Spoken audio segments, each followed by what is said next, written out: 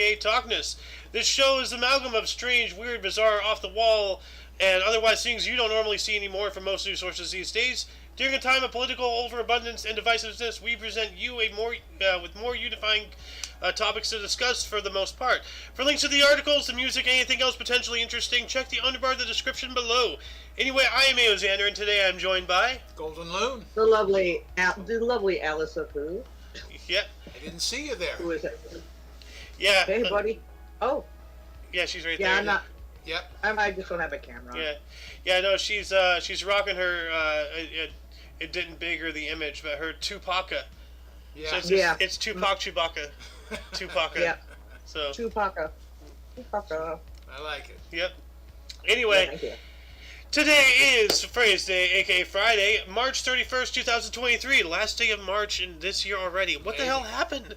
Seriously, like it was my birthday, and then it was the end of February, and then March started, and now it's almost April. Like, oh March my started god! and then it ended. I feel First like quarter. yeah, oh god, I feel like that meme, Mr. Krabs, like the double image, like like. Hey, you don't know the speed of time till you get up to my age, let me tell you. I am terrified. Anyway, let's move on up into the news here, shall we? Now, Alice, let's try something. Why don't you read the headlines, and then I can read, like, the first couple of paragraphs? Yeah. I can Alright. definitely read. I'll read the headlines. I'm fine with that. All right. Pastor finally buried 2 years after his death because family awaited his resurrection. Whoa. All right. Yeah, South African pastor Siva Moodley died in 2021, but his body was only laid to rest this month after spending almost 600 days at a mortuary because his family and parishioners were expecting him to come back to life. That's sick. Sorry.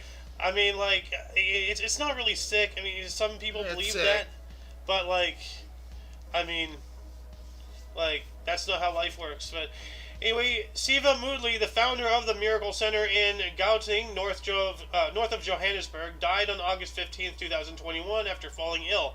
However, instead of making preparations for his funeral, his family simply left his body at a mortuary, but they stopped coming a few months after his death and refused to give their consent for Moody's burial or cremation.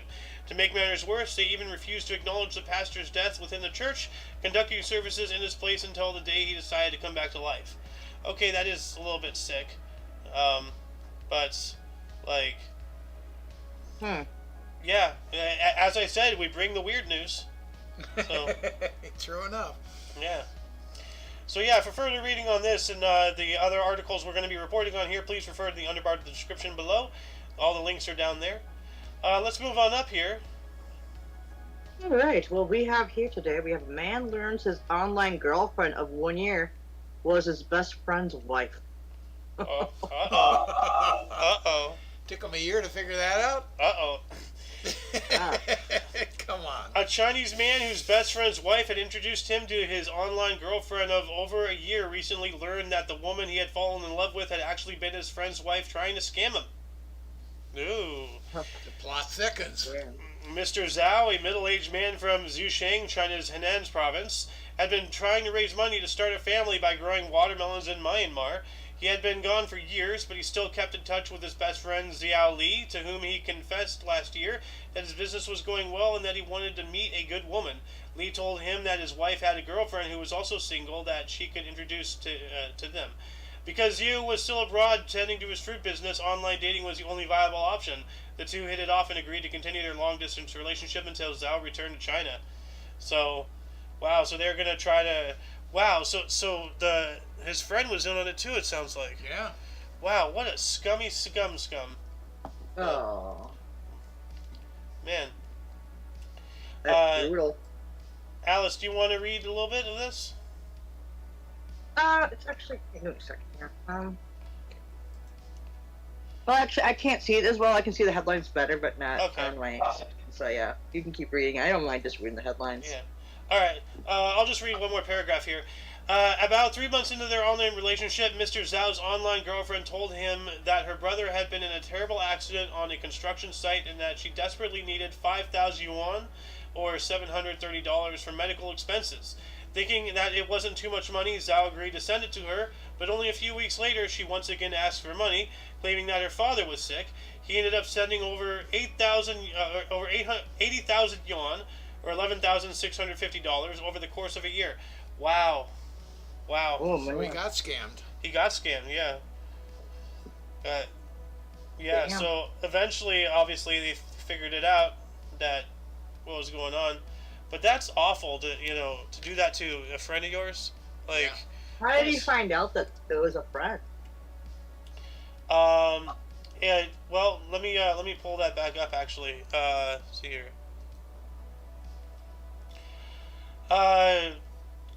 Earlier this year, Zhao told his friend Xiao Li how well his relationship was going and how he had decided to return to Zhejiang to finally meet his girlfriend and hopefully marry her. Li didn't have anything negative to say. Only earlier this month, he called his friend and told him that his girlfriend may not exist and that he might have been dating his wife all along. Oh. So his friend confessed. Ah. So probably under the pressure, knew he was going to probably get caught. Well, it was going to all fall apart when he got back. Yeah. Well, there you Ah, go. damn. That answers your question, Miss Alice.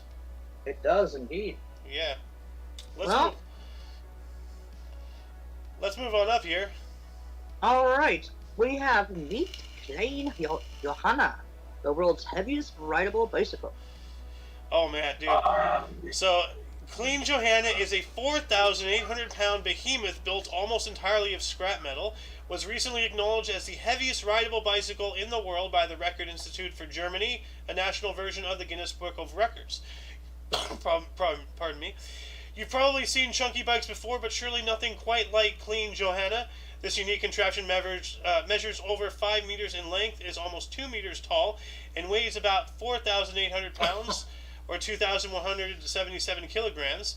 That's more than most sedans, so how on earth is anyone supposed to get it in motion with pedal power alone? Well, according to its creator, Sebastian Buehler, who lives in Kotten, a town in Germany's Saxony-Anhalt state, it is all thanks to the truck gearbox adapted to enhance the classic bicycle gear system. What? Clean Johanna has 35 forward gears and 75 reverse gears and can not only be pedaled into motion by a single person, but it can also tow up to 15 tons without any problems. Oh, God. Oh my Let's see- heavens. Oh, look at this thing. Are you kidding me? Oh my god. That's a bicycle? That's a bicycle. Holy Hannah. I love it. That's great. Oh, that's awesome, dude. Dude, like he modified a truck gearbox Yeah, for- well, you've got to gear that thing down to, for pedaling. make that Like, thing turn. That is insane. That is absolutely And he insane. can tow with it. Yeah. Yeah, up to 15 tons. Yeah. Wow. Don't Look be at that caught thing. thinking on that bad That's boy. a motorcycle. I remember seeing this before. That's a motorcycle. Here's the exhaust right there. So, yeah, that's the motorcycle. I don't know why they're talking about the motorcycle. This is about the bicycle. Yeah. I don't see a motor in that thing. No, I don't see a motor there. Do you? But what's this exhaust pipe right here? I don't know what that is. I don't know. I don't see an engine. Let's see here. I want to see this in gear. Oh, there we go. There he goes. Wow. He's not going to win a speed race with it, but Well, that's absolutely awesome. yeah. Let's move on up here. Hotel Eastlink. Getting a room here is literally impossible. Located alongside a motorway outside of Melbourne in Australia's Victoria State lies Hotel Eastlink. At least what looks like a high-rise hotel, because in reality it's just an unusual sculpture. Designed by local artist Callum Morton, the Hotel Eastlink was unveiled in 2007, and it had been a confusing motorist ever since. It is not as large as a high-rise hotel, 20 meters tall, 12 meters wide, and 5 meters thick, but driving past it at high speed for the first time, it really is hard to tell. So it is no wonder that people actually look it up online and call in for reservations. To make it even more confusing, at night some of the windows are lit up, which makes it seem like some of the rooms are occupied, but there are no rooms, and the building itself cannot be entered, because the whole thing is a sculpture designed purely for ornamental purposes. Wow. That's weird. But it's like right on the edge of the highway, too. It's not like... So... That's weird. Yeah. That's really odd. Welcome to Hotel California. You can check out any time you like, but you can't ever leave. This is kind of the opposite. Yeah. This is the yin of the yang. Well, it's bigger than I thought it was. But... Weird. Yeah, so it's not... It's just a random sculpture just out there to make it look like there's a hotel there. Okay. Anyway. Oh, yeah, this is... Oh, God. We have Australian creates world's widest wig, measuring more than 8 feet across. Look at the size of that thing. You see him in there? Yeah. Oh, for Pete's sake. It's like Cousin Nick got swole. Look at that. That is I don't know how much it weighs. That's a ridiculous wig. Gotta be heavy. Yeah. Guinness World Records announced Danny Reynolds broke the record for the world's widest wig when they created the oversized faux hairdo. Reynolds based the color and texture of the wig on their own hair and created a substructure to support the massive mop of fabric. The support structure was made from a bike helmet, PVC pipe, pool noodles, cable ties, and aluminum rods, GWR said. Do you know how big pool noodles are? Yes, I've wielded them. Yeah. Against you. They're in there in the structure. Yeah. Oh, God. I can't... Can he hold it up is the question. Well, Or does it crush him? I'm trying to not have the music play because of copyright reasons, but...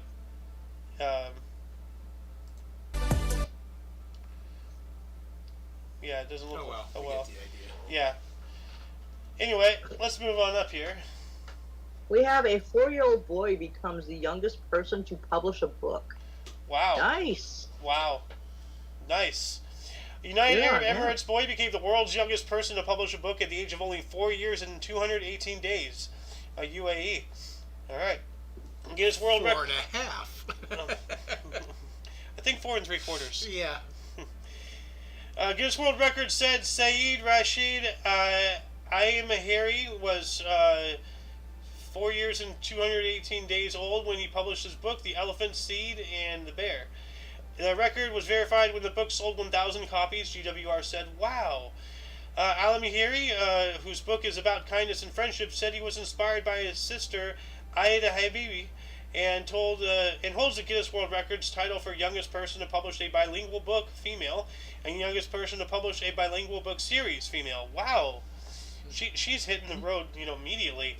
Look at that. Quote, I love my sister so much I enjoy playing with her all the time, end quote, the younger brother told GWR.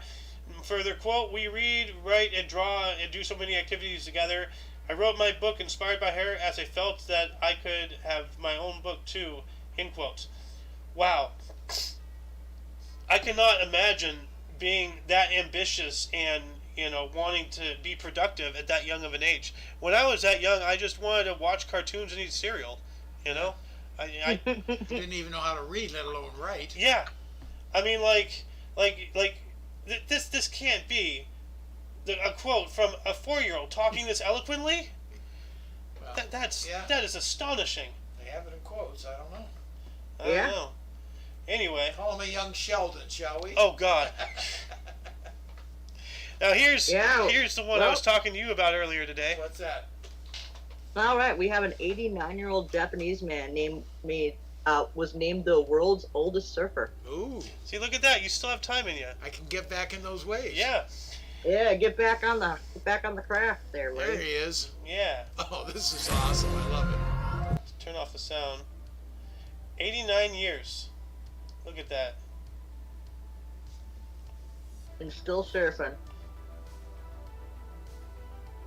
Ha!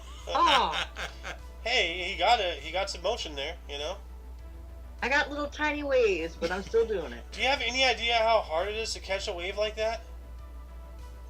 Like, this is better. There's more power to it. He was on just like a slight roll, like Not much energy there. Yeah. Anyway, an 89-year-old Japanese surfer who has been practicing his hobby for under a decade was named the world's oldest person to surf by Guinness World Records. So he hasn't even been doing this for 10 years. Wow, he was 79 when he started. That's the better story. Yeah, and you're not even there yet either. I have a chance. Yeah, get back on that board, bro. Tubular. Yo, man, you gotta ride the glass. You gotta roll the barrel. You go, pwah. Saiichi Sano, at the age of 89, was 88 years and 288 days old when Guinness World Records verified he rode the waves on July 8th of last year, Guinness World Records announced. Sano said he was inspired to take up surfing shortly after he climbed Mount Fuji at the age of 80. Whoa! Good God. You gonna let this guy show you up like this? Have some Canadian pride, Canada. You know, I'm not Canadian, but like he is. So. Climb Mount Fuji? Are you kidding? Wow. Oh. You're getting some nar out there, huh? I have trouble climbing the stairs. Dude, I can get you some joint relief stuff from work. Hey, perfect. He works as a bank manager. This guy is absolutely off the chain. Quote, I work with a bank with a bank manager who has a really tan skin. I thought he may be a golfer, but when I asked him, he whispered to me, I surf. He's end quote, he told GWR. Santa went surfing for the first time 3 days later, he said. He was instantly hooked and now surfs year-round. So, alright. Let's move on up here. We have another article about that. So like, for two, different, like sources. So that's coming up again. Oh shit! Yeah, but we got we got cockroaches tweak their mating rituals after adapting to pest control. Wow. So, human attempts to kill cockroaches with sugary poison have had an unintended consequence. It has cramped the bug's sex lives. Oh, boo-hoo. But now some roaches appear to have tweaked the recipe for the sweet substance that males use to woo females, allowing the bugs to be fruitful and multiply once more. So apparently the bug spray, if it doesn't kill them, it just, prevents their pheromones from coming out or something, but they've somehow developed a way to send them out anyway. Well, you're not going to beat cockroaches. They're here way before we were, and they're going to be around way after us. Yeah, they can survive a nuclear fallout. Yeah, right? yeah. We're no match for them. Yeah, no, dust in the wind. The discovery, which scientists described in the Journal Proceedings of the Royal Society B, offers a window into the surprising adaptation from one of humanity's most intractable foes. Quote, cockroaches are more than just pests, says Jessica Ware, an entomologist at the U.S. Museum of Natural History, who wasn't involved in the research. This is a beautiful evolutionary ecology example, end quote. Blatella germanica, the German cockroach, has evolved to live only in human environments. It's our top indoor pest. It's a species that keeps managing to add up to our attempts to eradicate them. Let's see here. In his lab, he deposits a female German cockroach in a dish. After a few minutes, he adds another roach. Pheromone wafts off female roaches like this one with like an intoxicating perfume, which lures males in. It seems to be working. Okay, so I'm not going to read that part, but the old sucker punch. Yeah, but anyways, yeah, they're going to be around. They're going to adapt, do whatever they have to do. I was just wondering if they tell us how they changed, not what their mating ritual is. I don't care how they mate. I want to know how they changed. But I don't know if they can get into that. How does it change? We don't know. Probably. Anyway, so one poops into the mouth of the other, and then they get pregnant. Oh God, Alice. Well, it looked like in the picture. It looked like the human centipede. Jeez. Anyway, let's move on up. Yeah, let's get off these cockroaches. All right, we got people who think they're attractive are less likely to wear masks. A study. No. Now, see, first off, I don't consider myself attractive, but I don't disagree with this either. Now, I consider myself more educated, informed, and generally intelligent. A snob. No. But I don't buy into all this, crap. What's it called? Group mindset, collective mentality. Groupthink? Yeah. Malarkey. Yeah, all that garbage. Like, anyway, people are less likely to wear masks to prevent COVID-19 if they see themselves as good looking, according to a study published earlier this year. Researchers asked 1,030 participants to self-evaluate how attractive they deemed themselves, how likely they were to wear a mask, and in certain situations, such as a job interview or walking the dog, impacted their willingness to wear one. The more attractive a person perceives themselves, the less likely they were to wear a mask because they thought the mask made them less attractive. I have a feeling that this is a slam piece, actually. Yeah, that's what it sounds like. Yeah. Because I never really heard that. But Yeah, let's roll on. I don't think I'm a very attractive person. I'm not like ugly or anything, but I just didn't want to wear masks because they were uncomfortable to wear. Yeah. So are they gonna try to go along with the mentality that people are full of themselves if they don't wear masks? Yeah. Wow, how idiotic. You must think you're full of yourself and egocentric if you don't wear a mask. That's what they're trying to say now. That's what I'm getting from it. Once again, I don't follow into group mentality, and that's why. I don't either. I don't just me. What do we got here from AP News? No, we have officers arrest an alligator for walking near a Tampa Bay stadium. How do you arrest an alligator? What? That's what I was saying. Yeah, Tampa police officers were called to a commercial part of town because of a disturbance, but it wasn't a public brawl or anyone behaving in a disorderly manner. It was a 9-foot or 2.7 meter alligator Wednesday night ambling down the street not far from Raymond James Stadium, home of the Tampa Bay Buccaneers. Oh my God. The urban gator whipped its tail several times when an officer first approached it, poking with an outstretched baton. A half-dozen officers, along with a crowd of spectators, watched as lights from squad cars flashed on the blocked-off streets, according to body cam video released by the Tampa Police Department. The officer then fashioned a noose from a yellow rope and lassoed it around the top of the gator's mouth, and that's what they did. They jumped on him, as one officer went for the head with outstretched hands, and another weighed down the rest of the alligator's body. A third officer was recruited to help weigh the gator down. The officer, keeping the gator's mouth shut, asked his colleagues for his towel to cover its eyes and some duct tape to wrap around its mouth. They also taped together the gator's legs behind its back like you're handcuffing him, an officer said. So that's, I guess, how they arrested. Yeah, arresting, that's a stretch. But big stretch. Yeah. Did they book him? Book him, Dano. Well, see, here's the thing. Like, if it was an actual arrest, then it's voided because they didn't read it its Miranda rights. That's Yeah, right. that's what I said earlier. Did they read the gator's Miranda rights? You have the right to remain snappy. I don't know. Anyway. That's some crazy news. I'll tell you what. Oh, speaking of crazy news, today in news, a cat just jumped on my lap. Oh, It's just a little one. okay. She's all furry. She's like, "Are you gonna feed me? Are you gonna feed me?" Are you gonna I read know this? you have. Yeah, she knows I have some. Like, I got some wet food for her because she's lacking like front teeth. Yo, Because Alice, you're this doesn't seem like it's newsworthy. It is newsworthy though. I got her. She's in your lap. I'm being kind to feral cats around the world. Okay. There you go. Anyways, I'm sorry. Arizona Dairy Queen on the hunt for missing red spoon statue. Oh, Somebody stole this red spoon. Yeah. Who Well, steals maybe a they spoon? well, someone should have locked that into place. I guess. Yeah. I mean, like, I'm testament to anybody steals anything. I know. Dude, that spoon's gonna be like, oh no, it looks like it's been like, oh, it's probably like a twist on. And they just untwisted it. And... Oh my God. The owners of a Dairy Queen in Phoenix remain perplexed and slightly amused as to why someone would steal the giant red spoon that adorned their restaurants.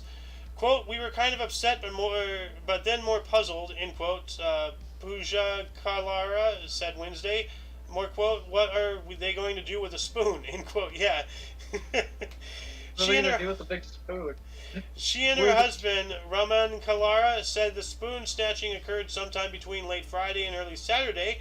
The 15-foot tall, or 4.5 meter spoon stood against the side of the building with the handle nestled in an opening of a roof parapet. Their surveillance camera caught two people appearing to manipulate the screws that held the spoon to the base and then taking off with a small motorbike. Wow, so... What? So they stole picture- You know, you could just see that. A group of knucklehead teens go, let's go steal the spoon. Put on a small Awesome, let's do motorbike. it. This sounds like a scene out of Hangover or something. Yeah, Like- yeah, Sounds it's like that kind of something a else. town. This sounds I wouldn't be like surprised. something else. That would have been definitely targeted by our group when I was a kid. Yeah. Let's But get they the say spoon. they drove off with it on a small motorbike.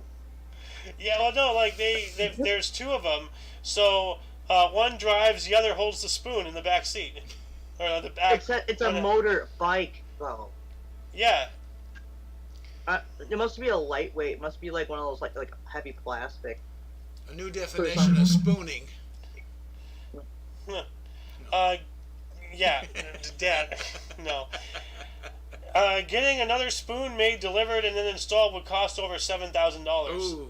Wow! Oh, Yikes! cost them $7,000 to make that spoon. Wow. Yeah, well, is it $7,000 entirely? Like to make it, ship it, install it, like get the whole Yeah, I suppose, thing yeah. done in one giant, you know. At least it's a grill and chill Dairy Queen and not just like the ice cream one. Yeah. Anyway, Dual purpose, yeah. and here's this There it other is article again. I was talking about. Nears Oh, yeah. 90. Yeah, Japanese nears 90. surfer nears 90 and talks of catching waves at 100. Yeah, so like here's another viewpoint same thing. about this thing. So Same thing. it's a lot more in depth though. Looks like. It's pretty Oh, cool, yeah. though. But Yeah. that he started it at 79 is what's awesome. Oh yeah, like That's what's awesome.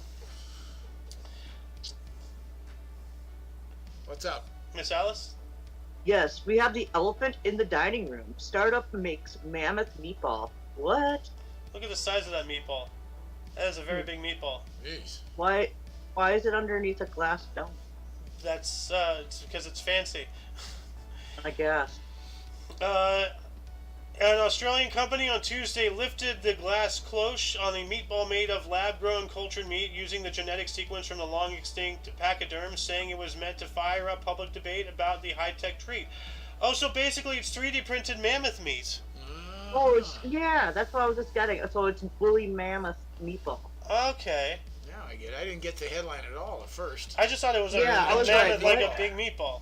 Like, Well, at first I said when it said mammoth, I was like, "What mammoth meatball?" But then Yeah. I started thinking like, "Oh, maybe." Then I saw the picture. I was like, "Oh, it's just a giant meatball." But I've seen bigger I think meatballs. a than mammoth that. is just large, not Yeah. as an animal. same here. Yeah. I like how I have a fork and knife right on each side, like you're gonna delicately cut that thing. Yeah. Look at the crumbles on the side, unless that's like a garden. No, that's a garnish. Those look like berries and like the Oh, the garden Because when I trimmings think they put when I on. think about eating a woolly mammoth, I think Wonder- about berries on the side. Mm. Wonder if it's on the edge of the glass, best eaten by, certain date. I need a glass of like 1968 Merlot, please, Yeah. and some berries before I eat this woolly mammoth meat. Actually, what you should do is this cloche should have a flat top at the top, so then you just flip it over and there's your wine glass. You know, okay. you know what you could also do prior to that. We could also, you should hotbox that meat first. And so when you Ooh. take it off, it just waft of smoke comes out of it. Yes. And so like, it's encased in smoke, and so then everyone's like, ooh, but not just any kind of smoke. You know what kind of smoke? Hickory. Yeah. It'll give everybody that like the munchies kind There to you want to Ooh. eat the woolly mammoth meat. Ooh. Dude, See, it's I'm the thinking food that there. makes you hungrier the more you consume. Exactly. That is, I think that's the secret to life right there. We've cracked the code. We're gonna marinate our meat in some smoke, That sounds dirty. some good kind of smoke, some jazz cabbage.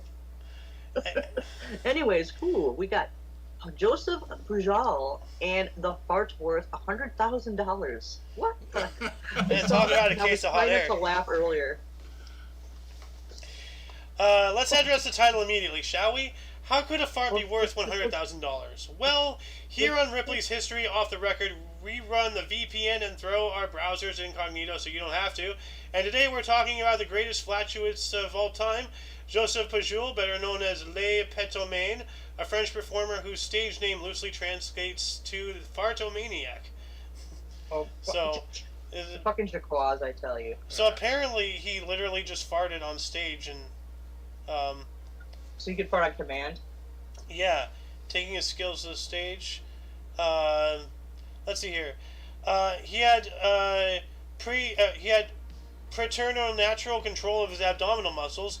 He can inhale with his rear end hole, and even there's a talent.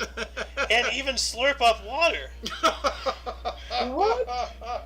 Great. Whoa. He turned his ass into a mouth. This is a show I do not need to see. Oh my Christ! Dude, I don't know. The morbid curiosity would make me just want to see it at least once.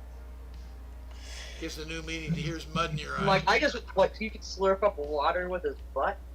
I don't even know if I need to read out loud what I just read. Dude, he's like Mr. Slave on crack. He could eject a stream of water from his rear end stretching 16 feet. Oh, jeez. No! What? That's better than He some could of my push it cannon 16 squirt feet guns out I his had. butt? Dude, this guy was like a living, like... He's not going to my pool, I'll tell you that. Oh, God. You're gonna lose water out of your Man, pool, he's buddy. gonna suck that thing What, dry. you guys have a pool? Yeah. What? That's it, I'm coming. I'm coming this summer. I'll just be hanging out by the pool, guys. We'll get ourselves a charcoal grill. Grill some steaks, some mammoth meat up. Hell yeah. And we'll invite this flatulent guy over No, to the pool. no, we will not. There goes the water in the pool. No, he'd be. I would never want to have a water fight against him. No. No. I don't Super want to be soaker around fighting. him. Anyway, let's move on up here. Oh my god, that is ridiculous. Alright, so we have engineers create a 3D print cheesecake made of edible ink. Oh, damn. Huh. A group Okay. of mechanical engineers from Columbia University have 3D printed an edible, albeit slightly odd-looking, cheesecake, and it may not be too long before these types of printers become common in home and industrial cooking spaces, according to the University School of Engineering. Wow, so replicators from Star Trek. Mm-hmm. T. Earl Grey. Yeah. Awesome. I'd rather go with the thing from like Hitchhiker's Guide to the Galaxy where you put your head in a thing and you think something up and it makes it for you. Well, you know, I'd be like, I'd constantly be like crab legs, more crab legs, some more crab legs, scallops, crab legs, and some rice. Well, no, actually not rice, and a flaming young bacon wrap marinade for 12 hours. I'm getting hungry, so let's get this show wrapped up here. After this, we have one more article, but it continues on. The team behind the dessert believes 3D printing multi-layered food may improve food safety, promote customizable meals, and let people choose nutritional content. Wow, that does not look good. That looks like something that the other guy, like It looks shot like out. spaghetti noodles. Yeah. Oh, yeah. It's been compressed. Yeah. It looks like a peanut butter and turd sandwich. With with a side of phlegm. No, with a slice of salmon on the top. Yeah, it looks like bubble gum to me. Yeah, it looks like bubble gum.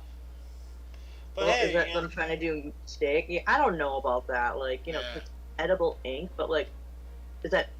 You gotta think like, is that ink actually good for your body in the long run? Like, well, the I long mean, effects? it's too food much coloring 3D. essentially. Yeah. Well, Like, why don't you just make a 3D printer that you just put paste into it and be like, here you go. Okay. We gotta. Dude, she's- That's like, let's talk about that in the peanut, 3D printing foods, because. Yeah, that's actually a good idea. The We could holodeck talk is about almost that. here with all of our VR technology and our augmented reality technology. Oh yeah, we can also talk about that one video you showed me of like the whole alien thing that Noah had. We can talk about that too. That's, I gotta show that to you. Oh, it's scary. Really? after the show, let's show your dad this. So. Yeah, so right after the show, I'll show it to you, and then yeah. Anyway, let's do I this can last actually see it article better. here. So, but anyways, the last article we have of the day is the war on bagpipes, an attempt to end the instrument. What? Are you kidding me? I love the sound of a bagpipe. I like bagpipes. We can lose the pipes, but don't lose those skirts. Those are called kilts. Kilts. They're skirts to me. Yeah. You're just an Englishman in a dress. Gosh darn it, Golden Moon. Ops. That's it. I know exactly. Like when I come out to California sometime, I know exactly what your gift is going to be. Full blown kilt. A kilt. Yep, your son gets hats, you get a kilt. Yo, what we should do is we should convert his poncho into a kilt. Oh, God. All I need is a sewing machine and some thread, and I can do it. Yeah. That way, he goes from culturally appropriating the Hispanic to culturally appropriating the Irish. There you know? Like, The parka? anyway, one of the... Pardon me. Why are they trying to ban bagpipes? One of the most iconic and beloved moments in 1994's Dumb and Dumber remains the most annoying sound in the world scene. Remarkably, the comedy bit that was wholly improvised by Jim Carrey, delivering a high-pitched nasally screech that's pretty darn grating. Yeah, I remember that. Yes, I remember that. Of course, different sounds affect people in unique ways, but some are considered universally awful, like dripping faucets, buzzing flies, and alarm clock rings. I can agree with all of that. Yes. Research into the most annoying instrument sounds in the world reveals commonalities: piercing pitches, screeching sounds, squeakiness, and playing out of tune. Depending on the person, many instruments could fit this bill, including violins, clarinets, and flutes, but no instrument has faced as much abuse and opposition as bagpipes. While some cling nostalgically to the sounds of this Highland instrument, others are far from charmed by its screeching strains. Here's everything you need to know about the ongoing war on bagpipes. So we have the Battle of Culloden, so I believe that's... Oh, yeah, I remember this. Many U.S. citizens think of bagpipes as synonymous with Scotland's culture. One of the most popular events for tourists to the nation's capital is Edinburgh's Royal Military Tattoo. Annually, it draws approximately 200,000 attendees and gets broadcast to more than 100 million worldwide viewers. Of course, bagpipes figure prominently in the event, giving the impression that everyone is in love with this ancient instrument. So it goes on to talk about the history. A tool of warfare, the war on bagpipes, eradicating bagpipes from the streets of Edinburgh. Wow, so they I guess they made it illegal. You can't play bagpipes in public anymore? Yeah. Within a year, the war on bagpipes gained enough momentum that Edinburgh threatened to jail any piper who performed along the Royal Mile. Their justification: city officials claim law enforcement received upwards of 100 calls per day from disgruntled locals and shopkeepers tired of dealing with constant noise pollution. 3 years later, the city passed legislation forbidding business owners from blaring bagpipe music via sidewalk speakers. So, well, it's like working retail and hearing Christmas music all day, every day. Well, nobody's making laws for us. No, but that's temporary. But this is every day of the year. True. We're gonna start to go nuts with this stuff. Yeah, I can see that. I can't agree with it. Let them play their bagpipes. Yeah. But like anyway, maybe on days of parades and special things. Yeah. Anyway, that shall conclude the show. Once again, you can check the underbar of the description for any links you may be interested in, including but not limited to all things Omni Coalition. For your dose of different, odd, and otherwise unusual news, we stream every Tuesday and Friday at 2 p.m. Pacific Time, which is 3 p.m. Mountain, 4 p.m. Central, and 5 p.m. Eastern. Yep. For all of you and all of us, I am Xander. I am the Who is Alice, or the Alice of Who, also known as Staples Stapes. Just don't call me late for dinner. There you go. And the Golden Loon. Yep. The man, the myth, the legend. And of course, you viewer are you, and until you catch us next Tuesday, or if you're interested in some history, we have a history show every day at 10 in the morning Pacific Time. And we have the Kick Peanut, our everything show, coming up this Sunday at 2 p.m. Pacific Time. Anyway, until then, don't forget to look right and left at every intersection, rate 5 thumbs, and subscribe.